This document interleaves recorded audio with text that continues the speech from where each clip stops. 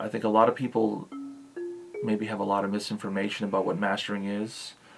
Technically, mastering is the process of making a master.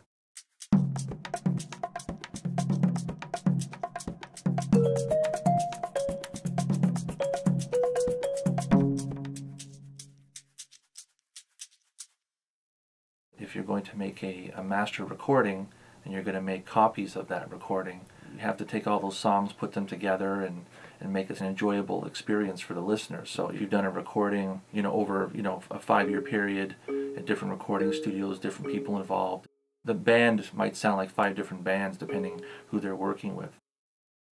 It's about balances.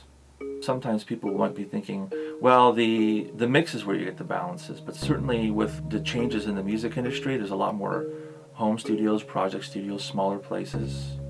Maybe some of these environments are not ideally suited for hearing things. It may sound fantastic in your environment, and then you take it out of there and you play it somewhere else, and it doesn't really resemble what you were hearing in your own space.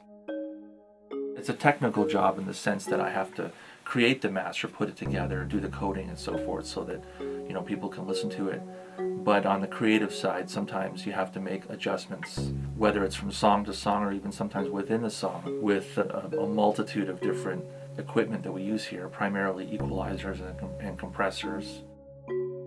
If you took it to an inexperienced mastering engineer, you might just get something that's really sort of ham-fisted, loud, bright, aggressive, might have that volume impact, but maybe not any sort of finesse. With working for us, it's good because we do bring a lot of experience to the mastering process, a lot of credibility.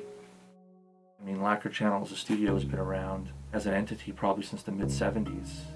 We have the Sontec, the Focusrite, the Neve, the API EQs, the Dangerous Music EQs. There's 2 purpose-built rooms designed by Terry Medwetic from Group 1 Acoustics.